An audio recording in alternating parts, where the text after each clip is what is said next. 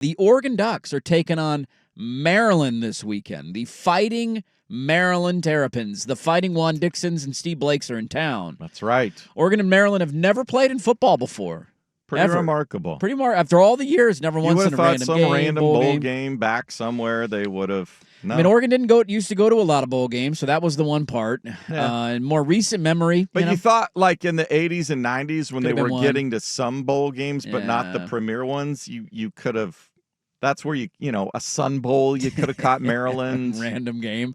Never won. So this would be the first time ever. I understand that a lot of people outside looking in who are not Duck fans just kind of roll their eye at this game because, it's Maryland, and Maryland's not great. It's a 25-point spread. I will say, I kind of view games like this that aren't my team as well, like Georgia playing, I don't know, Mississippi State. You're like, all right, I'm not going to watch that game, but I'm going to scroll on ESPN and see what's the score at halftime. Keeping an eye on this. Is it 24-21 in the third quarter? I'm like, whoa, what's going on? Now I'm changing the channel to it, or is it 28-0 in the second quarter? And you're like, all right, that's why I wasn't watching Georgia play Mississippi State. Probably what the game is going to be for a lot of fans who aren't Oregon fans this weekend. It's 4 o'clock right here on the Fan and on the Big Ten Network. And on that note of, will this be a letdown spot? Will this be potential for, are you going to overlook an opponent? You're coming off a big win against Michigan, going on the road to Wisconsin next weekend. This is sandwiched in between them. Isaac and Suk talked to Dan Lanning as they do every Thursday at 4 o'clock. It was a really fun interview yesterday. Suggest you go listen to the entire thing. They asked him about, you're the number one team in the country. Maryland, the Terrapins are coming to town, and this is not college basketball. How do you keep your focus? It's not that hard when you have a group of guys motivated, like our group is, and hungry. I think we have a group that really pays attention to the things that matter and realizes the things that don't, and are motivated to be great. So I don't think it's that tough for us. We got a great group of coaches and a great group of players right now. What's helping them in that cause, I think, is that a lot of their key guys are players who are veterans, who have been around a long time, who have seen a lot of football. Like Gabriel's going to break Bo Nix's starting quarterback record, which is remarkable after what we went through with Bo last year. You got guys on the offensive line who have played meaningful snaps. Your wide receivers have been in big games. Look at all your transfer guys you brought in the secondary. Hell, Jabbar Muhammad played in a national championship last year.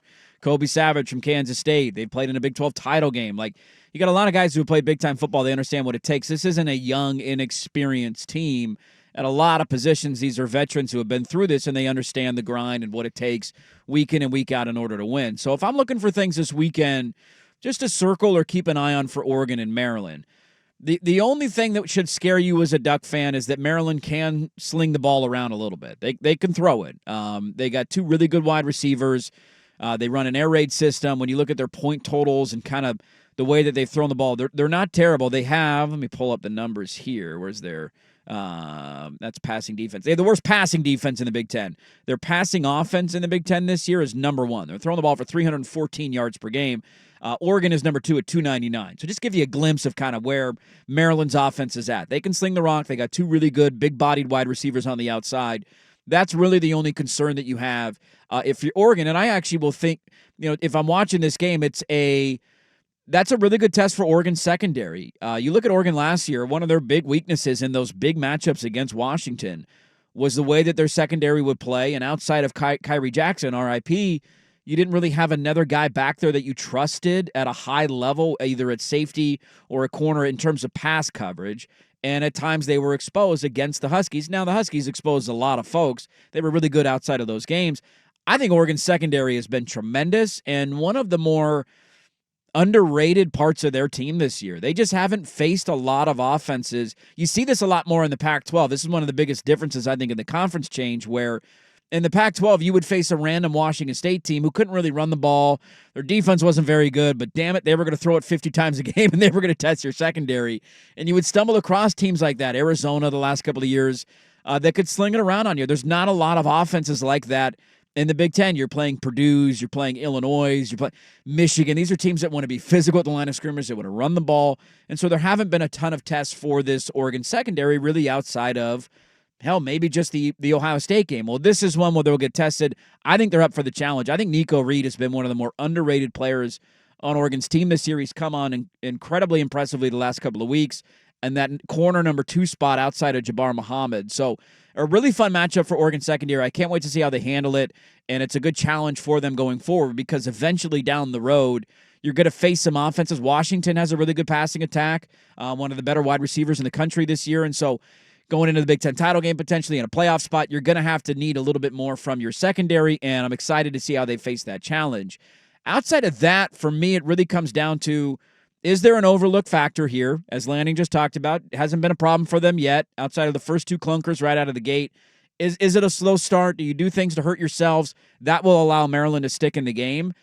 And then where do you go from the guys that got banged up last week? Now, it sounds like Marcus Harper is going to be fine. I doubt he's going to play tomorrow, but that's good news for you long term. Where do you go at guard with him being gone? Where's that next guy up? So they put in Kawika Rogers. He came in late after Harper went down on the road in Michigan. Is that your answer? Do you go Dave Iuli, who was back for the first time this past week, a junior who they were really high on in training camp, big 6'3", 340-pound body at guard, massive human being. Is that your answer? There's a handful of freshmen who have kind of started to see a little more, potential to get some playing time or maybe getting in a garbage time situation. So I'm fascinated to see where they go at guard. That is, I think most people would argue all season been their Achilles heel, where it was if the offensive line goes down or if the offensive line doesn't gel, that will be why Oregon doesn't have the season that many people are expecting. But it's solved all the answer, or solved all the problems that they had early in the season. They've been healthy. They've had that same group start, that same 5 start, essentially since the Oregon State game. They found their footing in the second half against Boise as an offensive line, got the right combination in there, Poncho at center, Strother and Harper at guard, and so it's been the same lineup now for a very long time, and now you're likely going to have to change that up. So does that throw a wrinkle in? Is there a drop-off in play? Rogers had a couple of plays against Michigan where he really struggled, and there was a lot of push up front. You're not going to quite face the same defensive line against Maryland that you did against Michigan last week, so I don't quite expect that to be the problem, but just curious to see where they go there. And then on the outside, I mean, you had Tez Johnson go down, who was your number 1 guy in terms of targets and yards and basically every receiving category. Great news earlier this week that he's going to be back at some point this season. Who's the next wide receiver up? Now, it sounds like Gary Bryant should be able to or could be able to play this weekend, which would be massive for them. Taj Holden had some big plays for you against Michigan. Holden was great, man. He was awesome. And so I think your number 1, number 2 is going to be Evan Stewart and Trayshawn Holden. Your number 3, if Bryant is back, will likely be Gary Bryant. You can line up Kenyon Sadiq on the outside. If Gary Bryant can't go, which one of your young – is it, are you going to a Jeremiah McClellan? Is it Jurion Dickey? Is it Ryan Pelham who dropped the punt? Just seeing where that lineup kind of unfolds. I think they'll use 2 tight ends more, especially if Ferguson's absolutely. You can put Sadiq in a slot or something like that. You flex him in, flex him out. They got 3 different tight ends that they feel comfortable playing. The Herbert thing, they got to stop going to him on 3rd down and maybe on 4th and goal. That's my only issue with it. But you can play with Sadiq and Ferguson. Absolutely, you can, and they do it a lot. And so I just think seeing how they navigate some of these guys going down and which next young guy steps up. Go back to the Ohio State week where it's Jordan Birch goes down. How are you going to fare defensively? And you saw Mateo and Tatum Tuioti have these awesome performances and kind of take over. You've seen some of the interior defensive line. Those young guys have come along. They're really high on this young group of wide receivers. Jeremiah McClellan especially. He would be my biggest guess if Gary Bryant isn't a huge part of the offense.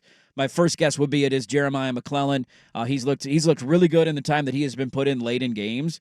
And so just seeing how that all shakes out, I think it's going to be fascinating. Maryland is not a super stiff challenge, but college football teaches us every single week that if you overlook somebody or you play with your food or you fart around a little bit too much, you never know what the hell could happen. And that almost happened to Oregon the first 2 weeks of the season. Been a different team since then. So as long as they don't beat themselves, I don't see Maryland hanging around, primarily because when you look at Maryland's defensive numbers on the season, they are atrocious. They're the 3rd worst defense in the Big Ten.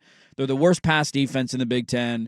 Rushing defense, they are, bottom half of the Big Ten in rushing defense. And so this is a team that really struggles to get stops, really struggles to keep points off the board. I'll be curious to see if Maryland tries to run on 1st down or if they try to go reverse, knowing how stout the front 7 is for the Ducks, knowing they've got to get yards on 1st down. Yeah, you don't want to put yourself in 2nd and 9 consistently. Exactly. So I'll be curious when Oregon figures out what they're doing on first down, and then if they win first down, then it could be a long day for the Maryland offense. Their rushing offense this year in the Big Ten is 14th. They're averaging 119 yards per game. The only rushing offense is lower than them: Michigan State, Minnesota, Northwestern, and UCLA. But how much are they trying to run? And that's a great question. Yeah, they're an air raid offense. They love throwing the football. They want to throw the ball. Yes, they do.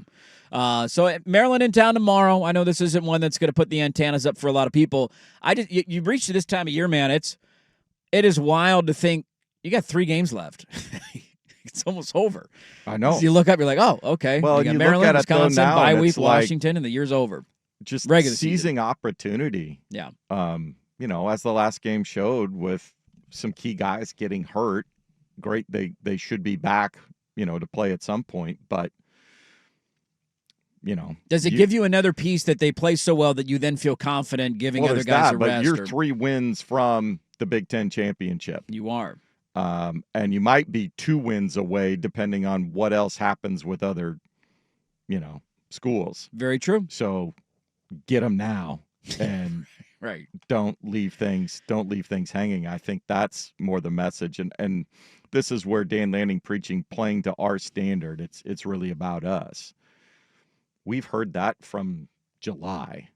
That's always been his mantra. Yeah, it's his mantra, but that's where it shows up in these weeks. When you're playing Maryland, and you got to bring it, because if you don't, if you talent-wise, they have no business hanging on the field with you. But that's not what games are decided on. Some players, and they have a system that can provide big explosive plays. Yes, they do. And all of a sudden, you fall asleep for a series, and safety doesn't get over the top. Oh God, we just gave up a 40-yard completion. What happened? Why? And then you drop a punt. It's raining. And then it's Idaho in the fourth quarter. Weird stuff can happen. Last thing I'll have on this, and then we'll move on to the other in-state school, because they got a big one this weekend as well. Lanning was asked yesterday on primetime. Something, if you're looking, Duck fan, hey, what should I keep an eye on this weekend? The third quarter thing is becoming a storyline now. Is there validity to it? Like, statistically, yes. You're still winning games comfortably and by double digits and covering numbers. So I'm not losing a lot of sleep over it, but they asked Lanning, hey, third quarter, what the hell's going on? Now, do we need to work on your halftime speeches? I mean, what's going on with this third quarter stuff? Everybody's making a big deal out of this. Yeah, I'm pretty bad at those. Coincidence? We'll figure something out. Or, actual problem? There's truth to it, right? Like there's always some truth to the reality of that we haven't done as well as we want to do in the third quarter. So it's an opportunity for growth for us, for sure. So opportunity for growth. Do they score a touchdown in the third quarter, Jason Swagger? They have not scored a touchdown in the third quarter in Big Ten play. I think they will get a touchdown. You think they get one this weekend? Okay. I think Dan Lanning's the kind of guy, and he's handling it great so far in the media. I think under his skin, I think he's tired that this won't go away. Yes. And the only way it goes away is by a 14-0 third quarter on Saturday. 17-0 third quarter. Yeah. So I don't think he's overly worried about it. I think they look at it as some sort of coincidence. They have had massive halftime leads in most of their recent games. They go into this shell mode of just run the ball and wanting to consolidate the games at that point, having a big lead. Let's not get wild and crazy and put ourselves in a position to do something stupid. But at the same point, I think he's getting tired of the question. Well, he can put an end to him this weekend with a nice little third quarter. You'll say, we don't need to talk about that anymore. So Oregon and Maryland tomorrow. Some things to keep an eye on. We'll see. You never know. College football's funky. You get wild games sometimes.